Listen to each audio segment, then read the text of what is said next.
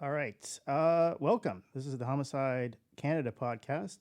I'm your co-host Phil with my co-host and producer Tami. This is episode 65. So I don't know. That's not that special a number, but still, that's a fair number of podcasts. Yeah. So I think if you ever listened before, you probably heard this. But if you haven't, we also have a website, Homicide Canada. Basically, try to have a page for every murder. So yeah, if you're interested in every murder in Canada, rather. And yeah, if you want to go check it out, then yeah, if you want to find some updates, and we got some pages for the provinces and big municipalities. So if you're from Edmonton, you want to know how many homicides are in Edmonton and who's been killed in that, then go to our site, go to the top, pick out the province or the cities rather, and then click on the Edmonton one. And then yeah, then you'll see a list of links and to all the Edmonton homicides that goes along with a count for this year and like a count from last year, a link to last year's list, which can take you to a link to like the previous year going on for many years. So yeah. And besides that, we're on social media. We are on X or Twitter, just basically homicide_Canada. DM us if you want. Also Instagram and Facebook. I would just search Homicide Canada. We should pop up. And we got an email, info@homicidecanada.com. We don't get too many emails. Well, we get a lot of spam emails, people offering to give us SEO services, but we do get some listener ones. And yeah, if we've missed a homicide in Canada, like sometimes the smaller places in that, then yeah, send us a message on email or social media. We might not just have gotten to it, but also we might have missed it. Some of the weird small places, especially Quebec, don't get all of them. They're hard to find. All right. So yeah, this is the podcast for all the homicides that happened in June in 2025. Yeah, what we usually do at the top here is we give you some Canada-wide statistics up to this point. So we're recording this July 24th. So what we found so far in Canada: 303 homicides, male 198, 86 female homicides. That projects out to 539 versus 739 we found last year. So we always miss a few, but I don't know. I think it's pretty safe to say, 739 we found last year versus 539 we found this year. Like, that's obviously a pretty big decrease. Yeah. And the reason is basically this year there's been 198 males, as I said. So that projects it to 353, and that compares to 537 in 2024, or a homicide rate of 1.7 per 100,000. So it's less males are getting killed, Tami. So that's good. That's good. For females, women, 153 we found this year, and that projects out, we found 86. I'm confused. We found 86. That projects out for the full year for 153, and that compares to 154 for last year, or a homicide rate of, female homicide rate per 100,000 of 0.74. So pretty much the same number of women are getting killed. It's the men, way less men. So it's kind of weird. But I don't know, at least less people are getting killed than last year. I think that's a positive. Yeah. The provinces, so this is the annualized homicide rate based on the number of homicides we found. So what's the most murderous province, Tami? Ontario. Nope. No. Well, that probably has the most raw number, but for the per capita rate, Saskatchewan is on top with 4.38. I think it's been on top for a couple of months, and then Manitoba is in second with only 3.4 homicides per 100,000 for the year. That's pretty good. Projected, and yeah, and like usually most years Manitoba's the top one. So usually Saskatchewan and Manitoba, they kind of switch back and forth. Usually it's Manitoba, but this year it seems to be Saskatchewan. And I don't know. We're already well into July. Saskatchewan has 4.38. Manitoba only has 3.4. Like I think we can pretty much give the crown to Saskatchewan at this point. Yeah. All right. So what's number three? That's New Brunswick with 1.69, which is a pretty big drop from 3.4. Then Nova Scotia 1.67 in fourth, and BC with 1.56. And then Alberta in sixth with 1.46. Then seventh, Ontario's only got 1.01. Then Quebec 0.82. Newfoundland 0.66. And then I think there has been a PI number. Yeah, just one. All right, I got to check my code because I don't have the correct PI number, but I'll work on that for the next podcast. Also, yeah, we look at the bigger cities, the homicide rates.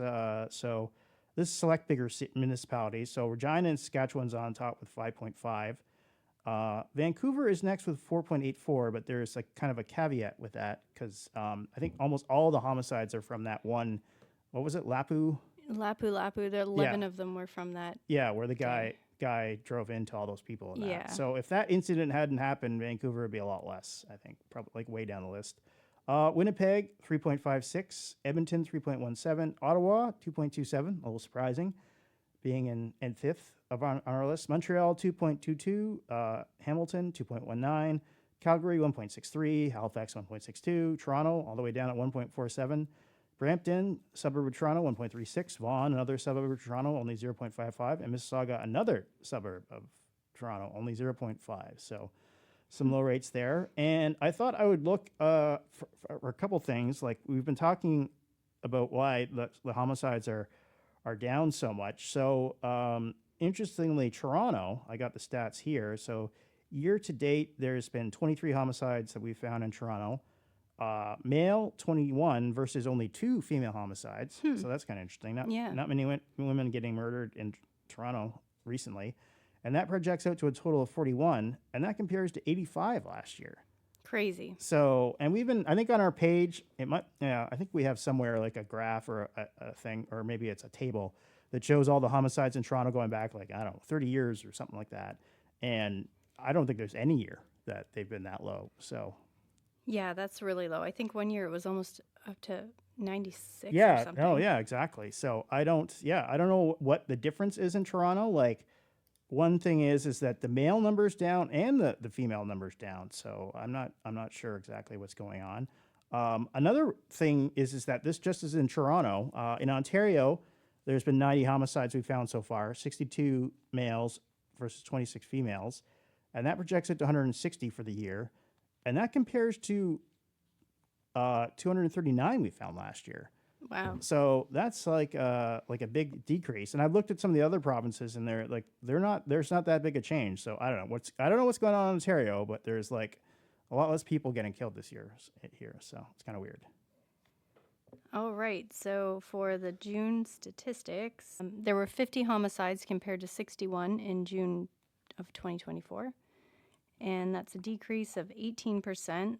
There were 34 males, 14 females, and 2 that we still don't know. So yeah, that's like a pretty big decrease. And I think pretty much almost every month has been a big decrease. So yeah, I think we've had 1 month that's been the same, and the rest have been a decrease. Yeah. So I don't know. I think early in the year, I think we were saying like, oh, it's like the cold weather maybe. Like it was a really cold winter in some of the more populous parts, a lot of snow. And we're like, it's kind of hard to kill someone when there's a ton of snow out. You got to get out there and make an effort. I don't know. I'm just hypothesizing. But I don't know. Now it seems like a lot of the months, like June's I think across Canada, it was fairly warm. And yeah, another big decrease. So maybe it's just too hot now. Maybe it's too hot. It's you need like kind of Goldilocks temperature for someone to kill someone. I don't know. So it's kind of weird, but I guess, we're halfway through the year, and I think it's going to be a really low number. So interesting. Yeah. I don't know the exact reason. And I guess as we said earlier, like seems to be less males getting killed. So I don't know what's up. All right. So yeah, now usually in these monthly podcasts, we do the oldest and youngest victim. So in Canada that month. So the oldest victim was a 69-year-old woman in Pickering. Actually, that's not super old. No, not really. Yeah. Usually we'll have somebody older than that. But anyways, on the afternoon of June 11th, emergency crews and Durham Regional Police responded to a house fire near Primrose Court and Fairport Road. Inside the home, they found the body of a 69-year-old woman who was pronounced dead at the scene. A post-mortem exam confirmed foul play, and the case was officially taken over by the homicide unit.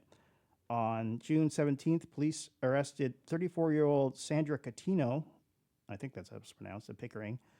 She's been charged with accessory after the fact to murder and is currently in custody awaiting a bail hearing. Now police are looking for another suspect.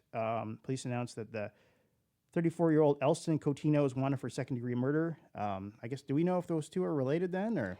They didn't say, but I don't know. That seems like a pretty... Probably more likely a couple than... Maybe... Than brother and sister? I don't know. Yeah, I don't know. We don't know, so... They're the same age. They could be twins. Oh, really? Okay. So, that would be unusual. I don't know. Oh, yeah, that's right. I didn't see that, so okay. And then investigators believe this was an isolated incident and said there's no ongoing threat to public safety. And if you have any information that could help, you're asked to contact Detective French of the Homicide Unit at 1-888-579-1520, extension 5421. Yeah, okay. And so, like, this is another one, like, it's amazing in this podcast how many homicides and fires there are. Yeah, it's happening more often lately. Yeah. And so, yeah, they had the fire, and yeah, it seems like, I don't know, we're obviously speculating a little bit, but like, probably they killed her before and then lit the house on fire. I don't know. We don't know that. Yeah, we don't but know. That's a possibility. Well, it said that her body confirmed foul play, Yeah. so I'm guessing. Yeah. Yeah. All right. And so we don't have the name of the woman then, do we? No. The victim, rather. Yeah. Okay. They And didn't so we don't provide know that. if the alleged perpetrators, if they have any family connection or anything. Yeah, we don't know. Okay. All right. The next one, the youngest victim was 17-year-old Jakai Jack in Toronto. So police responded to a call about a shooting near Emmett Avenue and Jane Street on the night of June 7th, just after 10 p.m. When officers and paramedics arrived, they found 15-year-old Jakai Jack suffering from a gunshot wound. He was rushed to hospital, but sadly he didn't survive. The shooting happened after Jack and a few friends met up with another group of people for a gathering in the area, said Detective Sergeant Philip Campbell of the Toronto Police Service at a news conference Wednesday. At some point, police believe a person in the group began a verbal exchange with Jack and without provocation shot him, Campbell said. He was not involved in any gangs or any kind of criminal activity, said Campbell. This was a completely unprovoked act of violence against a 15-year-old boy. At this time, no arrests have been made. If you have any information that could help investigators, you're asked to contact Crime Stoppers anonymously at 416-222-TIPS. That's 416-222-8477. Yeah, so I don't know, I guess this, the 17-year-old, has an altercation and, just gets shot after that, so without any real provocation, so. All right, the provincial results, so in June, there was 14 homicides in Ontario, Alberta 10, Quebec 7, Manitoba 6, BC 5, Saskatchewan 4, New Brunswick 1, Nunavut 1, Yukon Territory 1, so 2 in the territories. Yeah, unusual. And then Newfoundland, Nova Scotia, the Northwest Territories, and PEI all had 0. Okay, and cities with more than one homicide, Edmonton had 6. That's a lot. Yeah, Just one city. And especially now, like, there's never that many. Yeah. Toronto had 5, Montreal had 4, and Mossackickan Cree Nation had 2, and they weren't. And they weren't connected. How big can that place be? I'm imagining not that big, Okay, but yeah. I couldn't believe it that they Okay. weren't connected. And Sherbrooke had 2, and that was a double homicide. Surrey had 2, and Victoria Beach had 2, and that was a double homicide. Murders by type, there were 23 unknown, 15 shootings, 8 stabbings, 2 other, and 2 beatings. All right. So domestic murders in June that we know of. So 50-year-old Mauro Giannacaro was found dead in his Burlington home, and a 28-year-old man fled upstairs with a self-inflicted knife wound, later died. So we think that might be the son then? Maybe. Maybe. Okay. Yeah, Halton police haven't said anything Okay. other than there's a special investigation unit because Oh, really? Oh, because he killed himself? died Okay. while they were there. Ah, okay. So, yeah, I'm not sure. They're probably not releasing any information then. Yeah. So, I don't know. Jacintha Tulugajuk has been charged with second-degree murder in connection with the death of Leo Tulugajuk and Iglulik, Nunavut. I guess Jacintha, is that a female name? yeah. Okay. And then, is that her father or her husband? I think it might be or a brother? partner. Okay, all right. Francis Legault. Actually, I think isn't that the name of the Quebec premier as well? I don't know. Oh, I don't know. Okay. Allegedly killed Joni Imbolt, who believed he was in a relationship with at some point before taking his own life in Vragil Dorion, which I assume is in Quebec. Yes. All right. So yeah, now comes the part of the monthly podcast where we go over some of the more noteworthy murders that happened. So in June. So okay, we're getting back to it now. So 2 homicide charges were laid after separate tragic incidents in Mossackickan Cree Nation in Manitoba. We'll start with the first incident. So on the evening of June 24th, around 8:30 p.m., Moose Lake RCMP was called to a stabbing outside a home on Portage Road in the Mosakaken Cree Nation. When the officers arrived, they found a 40-year-old man suffering from critical injuries. He was rushed to the local nursing station, but he sadly didn't survive. A 21-year-old man was arrested at the scene. The next day, police confirmed that Bruce Walker Ballantine, also 21, had been charged with second-degree murder in connection to the failed stabbing. So that's the 21-year-old, I guess, then. Yeah. All right. And then that wasn't the end of the violence. Just hours later, shortly after midnight on June 25th, RCMP received another call, this time about an assault involving a weapon at a home on Traders Road. When officers were on their way, they came across community members trying to get a 19-year-old man with life-threatening injuries to the nursing station. He, too, was pronounced dead shortly after arriving. In that case, Ahab McNabb, 26, was arrested shortly afterward in a nearby residence. He's been charged with second-degree murder. Both suspects are members of the Mosakaken Cree Nation and remain in custody. RCMP continued to investigate both killings with support from the major crime units and forensic identification teams out of the PA. And we'll keep an eye on this developing story, and we'll bring you more updates as they become available. So yeah, so as far as they've said, like this little tiny native place, 2 killings basically within like less than 24 hours. Yeah. Yeah, it's strange, and that they're not connected. And then they're not connected. So, and I guess, I don't know, that's just really strange. So, yeah. I don't know. We'll keep looking. I don't know. Yeah. Like with these not small native reserves, sometimes you don't get a lot of information, but we'll keep looking. The Cert de Quebec investigates suspicious death as a possible murder-suicide in Val-d'Oréal-Dorion. Around 5:15 a.m. on Tuesday, June 17th, emergency responders were called to a park in Pointe de Cascades. A passerby had discovered the body of a 38-year-old man identified as Francis Legault by the Suburban lying in the area. Shortly after, investigators went to the man's residence in Val-d'Oréal-Dorion. I'm probably saying that wrong. When they discovered 32-year-old Joni Imbialt. Police said they believe Legault killed Imbliot before taking his own life. Investigators have not yet confirmed the cause of death and the exact relationship between the two individuals. Looking at Joni's Facebook photos, it looks like they were in a relationship at some point because, like, they're embracing and she's tagged him in photos. According to the SQ, the Crimes Against Persons Investigation Division is leading the case and with support from forensic experts as they work to piece together what happened. Okay, this is also in Quebec. So the Sûreté de Quebec investigates a double homicide in Sherbrooke. So just after 2 a.m. on Sunday, June 15th, local police were called to a home on Ball Street where they discovered a disturbing scene. Outside the residence, a 38-year-old man was found with critical injuries. Inside the home, officers found a 32-year-old woman unconscious and also suffering from life-threatening wounds. According to reports, the victims were Strahinja Gavrilovovic, I guess that's the male, a Serbian MMA fighter, and his girlfriend Edith Dima. Both were rushed to hospital. Tragically, the woman was pronounced dead shortly after arrival, and the man died just a few hours later from his injuries.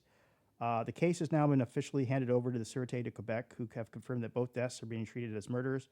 For now, the cause of death and provincial motive remain unclear. Neighbors interviewed by the Tribune reported multiple gunshots during the night.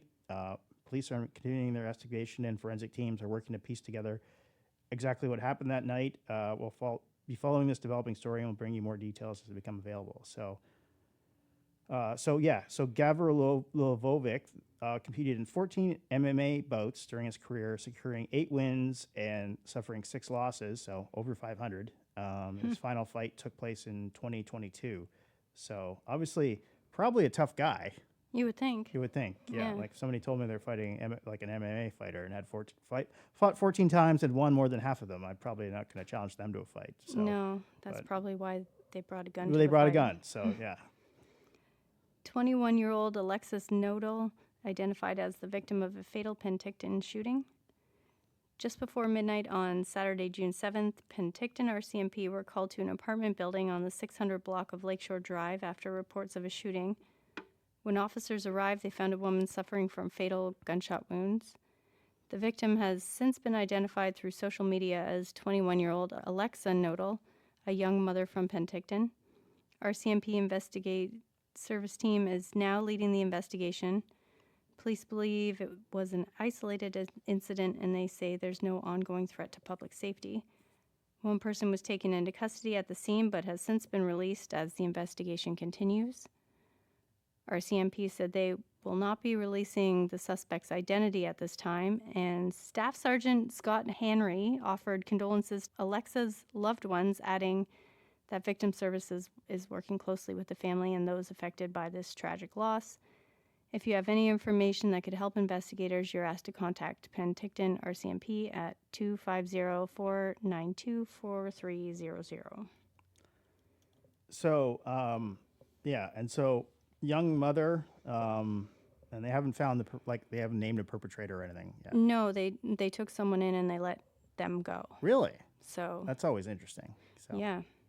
All right. And then, I don't know, obviously when you think of female victim, like you wonder about like a male partner or anything, but I guess there's no info on that. All right, on to the next one. So a 15-year-old girl was charged in a fatal stabbing of a woman in Selkirk, Manitoba. So at approximately 11:50 p.m. on June 30th, Selkirk RCMP responded to reports of a stabbing outside a business on Manitoba Avenue. When officers arrived, they found a 39-year-old woman with critical injuries. She was rushed to hospital, but tragically she did not survive. Now RCMP confirmed that a 15-year-old girl from Gimli has been arrested and charged with homicide. Interestingly, I've read that Gimli, Manitoba, has many people of Icelandic descent. Oh, wow. Yeah, so Huh. I don't know. Interesting. I don't know if she was or not. But anyways, investigators said the victim and the accused did not know each other. So that's kind of wild that A random attack. Yeah. 15-year-old girl kills a woman and they didn't know each other. Sergeant Laura Ledrew of the Manitoba Major Crime Services described the case as both shocking and tragic, emphasizing the profound impact on the community, the victims' loved ones, and all those involved. She also thanked members of the public for the assistance during the early stages of the investigation.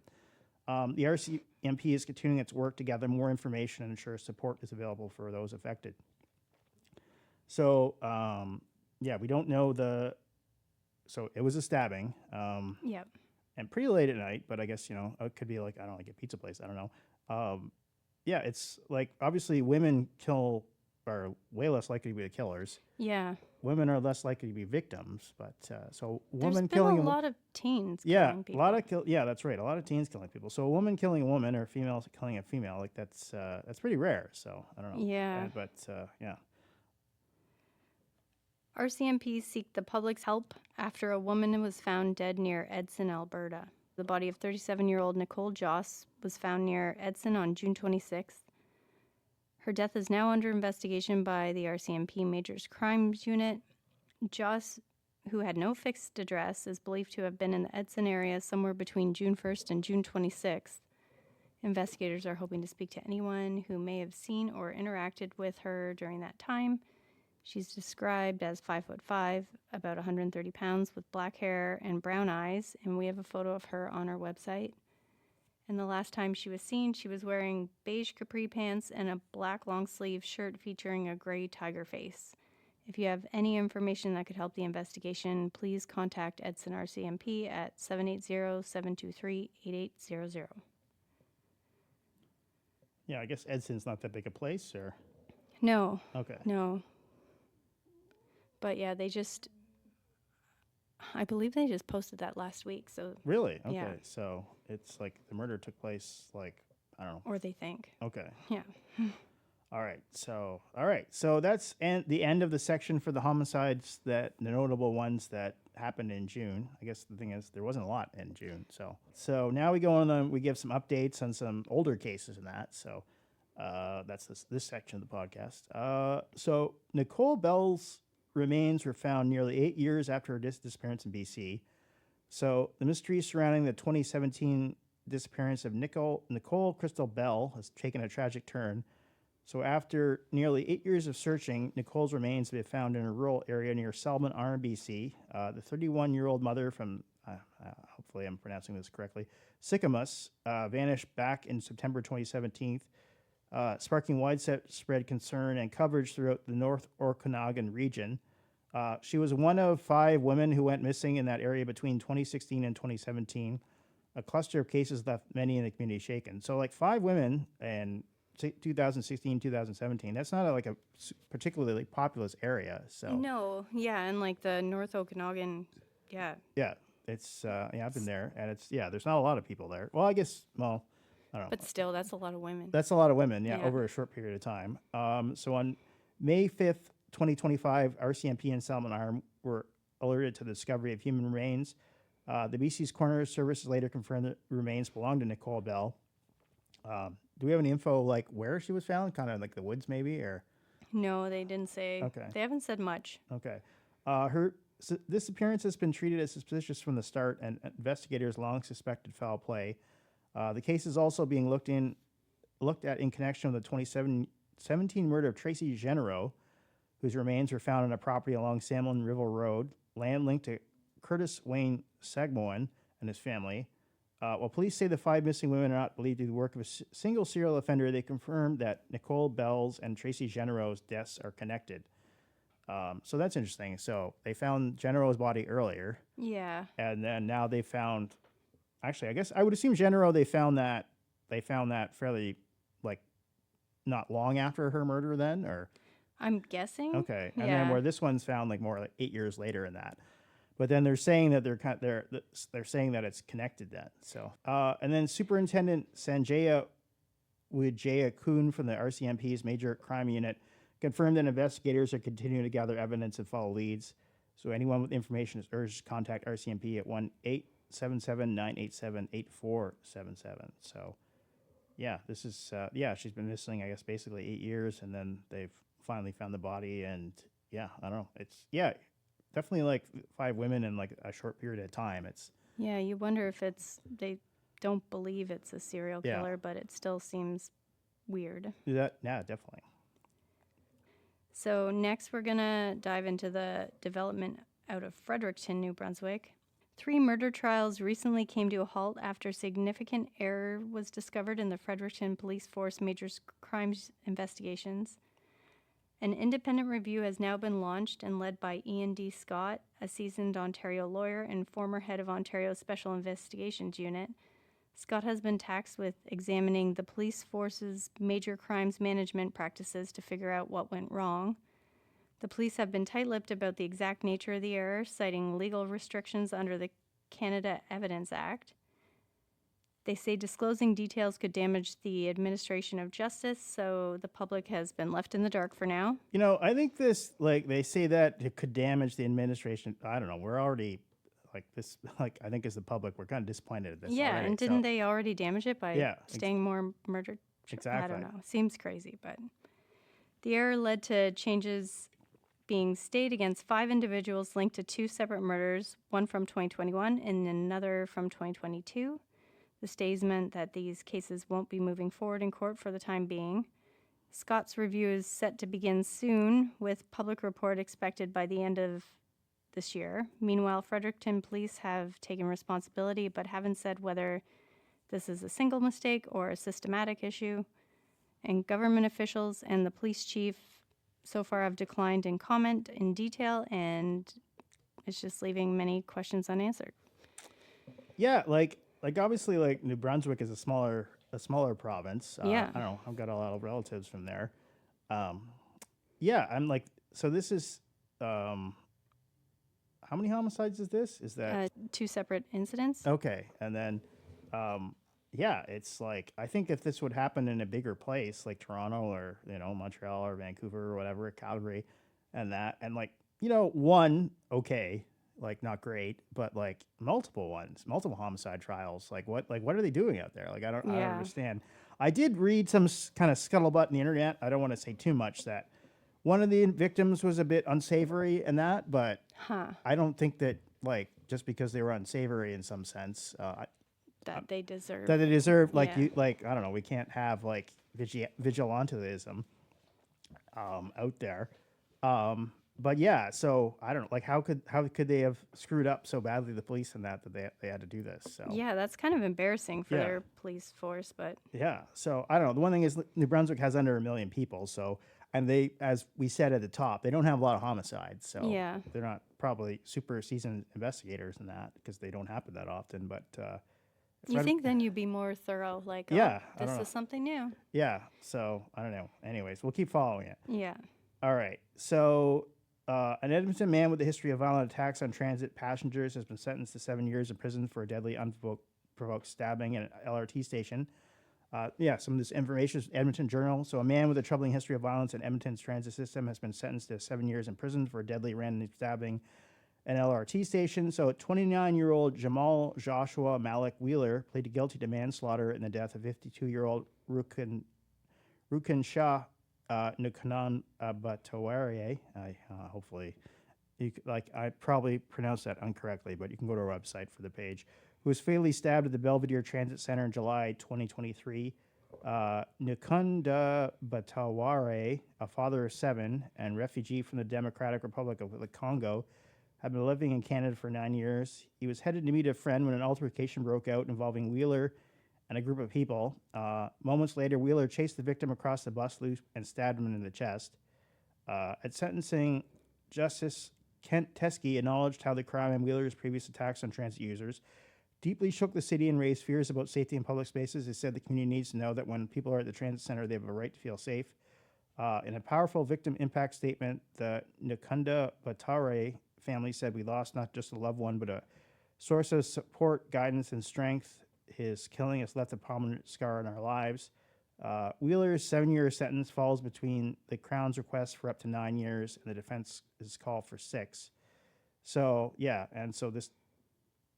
so the one thing is that one thing that we've kind of like talked about a lot in this podcast is obviously a lot of murder victims, the perpetrator ends up just charged with manslaughter. And that's a huge difference in terms of sentencing, because first degree murder is life, but also the earliest you can get out is 25 years. Yeah.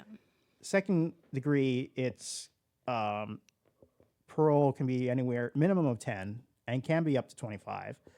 And there's no there's no good behavior in that. The minimum is 10, and for first degree 25. Whereas manslaughter, you can pretty much, depending, I think if it's with a firearm, I think there's a minimum of 4-year sentence. But for regular manslaughter, they can do whatever they want. And so this is only 7 years, and I think you can get time off for good behavior. And so, it's kind of like the guy's chasing him and then stabs him. It I don't know. An accident. Yeah, I don't know. If you kind of classic manslaughter is two guys getting in a fight, one punches the other, the guy falls back, hits his head, and dies in that. It wasn't meaning to kill him. Yeah. But you're running across chasing a guy with a knife in a transit place. That seems kind of a little premeditated to me at that stage. So yeah, if you have a weapon. Yeah. Okay, an update on the Gregory Maxwell Purvis and the 2018 Derek Miles homicide. So back in January 2018, emergency crews responded to an apartment on Pinecrest Drive in Dartmouth after reports of a man in medical distress. When they arrived, they found 42-year-old Derek Miles deceased. An autopsy later confirmed his death was a homicide, marking it the first homicide in Halifax that year. So fast forward to March 2018, 3 men were arrested and charged in connection to Derek Miles' death. Gregory Maxwell Purvis, George Andrew Purvis, and Murray Robert Timmons all face second-degree murder charges. And the new development in June 2025, Gregory Maxwell Purvis, who is now 60, pleaded guilty to manslaughter. He admitted to fatally stomping and kicking Derek Miles during a confrontation at the apartment. His original 2021 second-degree murder conviction had been overturned on appeal due to legal errors during his trial. And most recently, in July 2025, shortly after being sentenced to time served, Gregory Maxwell Purvis was released from custody at the Halifax Law Courts. After spending 7 years in pretrial custody, he left the courthouse with sheriffs packing up his belongings into a pickup truck outside the building. All right. So you don't even go to jail. Well, I guess he was in pretrial custody, I suppose, wasn't he? I guess. Yeah. So I don't know. At least he spent some time in there. So yeah, I guess that's kind of just reiterating the point. It was originally convicted of second degree murder. Yeah. And then I don't know, they overturned the trial on appeal, and then he pleads guilty to manslaughter, and then basically gets time served. So Yeah. yeah, that's like a pretty big difference because like if he would have the second degree murder would have held up, that would at least been like 10 years, minimum of 10 years. Well, he's only doing 7 here, and also it's life without like with parole. So that means he's like he's constantly has if it was second degree or first degree murder, if you get life, even then when you get at parole, you're never off parole. You're always Yeah, like, that's true. whereas with manslaughter, I guess you eventually will get off parole. Yeah. All right. So the last one's an odd one. The case of a missing man, Scott Devlin, has taken a disturbing turn, and it's left his coworkers and community stunned. So Devlin, 52, was last seen on June 17th, leaving his Sault Ste. Marie, Ontario, his apartment in Sault Ste. Marie, Ontario, supposedly heading to work, but he never showed up. Just 2 days later, on June 19th, police discovered the body of a young woman believed to be between 18 and 20 in a Pine Street apartment down the hall from Devlin's. Her death is now being treated as a homicide. At first, Devlin's disappearance raised concern. According to Sue Today, he was well liked at his job with Blue Diamond Cleaning, known as a hardworking, easygoing guy. But then shocking details from his past began to surface online. So old newspaper clippings from the 1990s revealed Devlin had been convicted of multiple sexual assaults involving young girls. Court records show Devlin served prison time for 2 separate assaults, including one where he touched a sleeping 9-year-old girl, another involving 2 young girls on separate occasions. Now, as police continue to search for Devlin, they haven't confirmed whether his disappearance is connected to the nearby homicide, but they're asking anyone with information or security footage to contact Sault Ste. Marie police or Crime Stoppers. Devlin's brother has publicly stated he doesn't believe Scott is involved in the woman's death, but the contrast between the man and his coworkers thought they knew and the history now exposed has left a lot of unanswered questions and shaken community watching closely as the investigation unfolds. So, yeah, it's obviously maybe a strange coincidence. yeah, it's like their same apartment and that, and then he hasn't been seen. But the one thing is like, yeah, no one knows where he is. So Yeah. yeah, It does seem odd. all right. All right. So that's the end of the episode, the June episode. So yeah, just to reiterate what we said at the top, like we have a website, Homicide Canada, and we try to have a post every homicide plus pages for all provinces and major municipalities. So our email is info@homicidecanada.com. You can tell us if we missed a murder in your municipality or province, or if there's anything else you'd like to say. Twitter is homicide_Canada. Our DMs are always open, and then you can look us up on Instagram or Facebook and search us at Homicide Canada, and it should come up.